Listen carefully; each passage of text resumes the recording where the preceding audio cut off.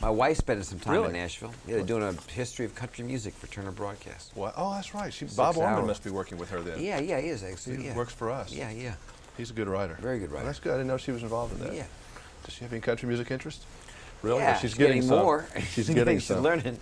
Well, you know, Eric spent a long time down there when he was doing a play. I got to know him. I hate to hear right. about his stuff that's going man, on, but I had a he's couple great. dinners with him. He's good. He was a good boy. He is a good boy. He just needs to get his shit together. Yeah, you got it. Got to do. I like him a lot. He's a nice boy. Reading the Michael Douglas file here in the paper. Oh, he's still loading tape. Well, we're not going to read the Michael Douglas file here. This is from a Variety. Came out, spit out my computer today. This morning? We're high tech. Well, last day or two. James. 3, 2, 1, we're rolling. I was reading that you have finally found a property, and doesn't say what that property is, that you're going to do with Dad. I hope so. I have a script coming in January. It's an original idea written by a very good screenwriter that I'll see in January. I love the pitch. I love the idea. He and I really want to do something, so maybe the end of next year. Does he get to yell at you good in the movie? Yeah, sure. I mean, I wouldn't want. I don't even want to see it unless he can get it into your face. Yeah, he gets. and do And this is something, yeah. that's the problem. We've been looking for something down and dirty, really close to home, and it's tough to come by.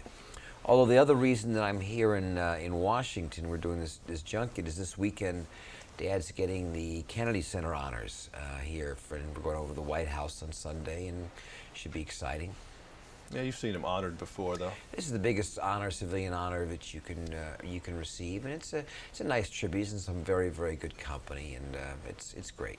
Well, I love him anyway. He's great. He's been to Nashville. You're like one of the Sure. few Douglas members I'm that coming, refuses Jimmy. to I'm come coming. to Nashville. I'm not refusing. You know, we've got wives that go. We've got brothers that That's go. right. My we've wife got- has been down there for a while working. She's producing this history of country music, a 6-hour series for Turner. So they've been having a good We time. just can't get Michael down into God's country, right? Well, soon enough. Just we'll have even. to I can find even speak for the Opry. We'll let you just go try on the to Opry find a John and sing. Grisham novel or something like that. What about if you sing at the Opry? Do you have any singing ability? I've been in Nashville. Ask Johnny Cash. I went out on stage at the Grand Ole Opry with Johnny Cash. I think the most I did was clap my hands. That's all. It was not in the history that I read of the Opry, but I'll take your No, word it for wasn't. it. Yeah, no cements. No. What is your relationship with your movies? Do you ever watch these things? Are you around during the editing process, or you hold your hands above your face, or what? Depends what my involvement is. If I'm an actor, no.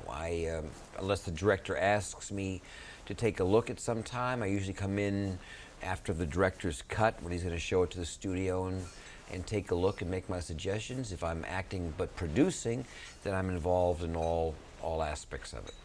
So you don't really care if you watch yourself or not. I prefer not to. I mean, I don't watch myself during dailies. Every day of the film, I don't watch myself unless there's a problem, some issue, be it either performance or hair, makeup, something like that. I'll go look at dailies, but I prefer not to. I'm one of those people that dwell on the negative rather than, appreciating the positive. So I just know, this is a selective process. Editing is taking, one small piece out of a whole lot of film. And I assume that working with the directors that I do, like Barry Levinson, who are the best in the biz, that they'll make the appropriate choices. Are you good at knowing when you're doing something, whether it's a hit or not? Well, I don't never think about it as a hit. Jimmy, we talked about most of the pictures I've done, when I got involved with them, were like long shots. They were seen as being very controversial and were very hard to even get made. Nobody wanted to even make them. So all I know is if the execution is good. All I know is if the script is good, and I think I'm a good judge of material from being a producer. If the script is good, if the director's good, and then I, as an actor, because usually in these movies I'm in every single scene, which is getting to be a lot, and then promote and know if the other actors are good, then I think we're on the right track. So who do you listen to? I mean, whether or not you're doing great or you stink. I mean, who really gets to you and can talk to you and tell you? Anybody? Well, unfortunately, when you get in my area, nobody, and it gets kind of lonely up there.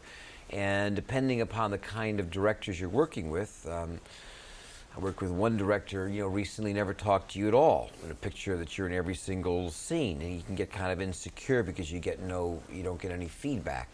Other directors can be very patriarchal and supportive, but not necessarily critical. So I don't get a chance to listen to everybody. What's happening now more and more is they have this video playback monitors where the film can actually play back on a video of what you've seen. So I'll pop over once in a while and look at something and see how I'm going, see how the rhythm's going. But I listen to myself. I've realized I've got good instincts. So I learned to trust my instincts, and I also learned to have a clear knowledge of the structural piece so that I know the pace. I know when I got to go slow, when I got to go fast, and then hopefully I listen to the director. Have you learned yet how to balance personal life with professional life, or is that something you still well, work on? I'm working on it. I mean, this picture is the first picture I've done in 2 years since falling down, and I was able to take a good break. First time I've really had a break in about 20 years. I'm going at it with my 2 careers, producing and acting. And I think that the success that I have now has relieved me of any driven desires to have to keep proving myself. So I like just to work with friends. I like to work with good people, people I like, preferably people I know from before. Just makes it easier. And I'm going to probably cut down even more the amount of pictures I'm doing. So you'd work whether you got paid anyway. We won't tell Hollywood this, but you'd probably work anyway. Oh, I love this job. I'm just so grateful to my dad, and my mother, who's an actress. And I never would have been interested in it, I'm sure, if it wasn't for their influence or being around them. But I think this is the greatest gig alive. Because you still seem to be very excited about it, and that's good. Well, I love my projects. I've never had to do a picture because it was a gig. I've always done a movie because I emotionally wanted to do that movie, because I had to tell that story, or wanted to tell that story. And when you have that kind of passion and you execute it well, then you get the kind of controversy like we're getting with Disclosure, one more time. If we can just find a clip to show on television. See, that's why we're talking a lot today. All right, nice seeing you again, Thanks, Michael. Great to see you. Good to see you. Yeah, I saw a shot where he grabs her butt. I said, yeah, that'll get me on. Do my Yes. last shot.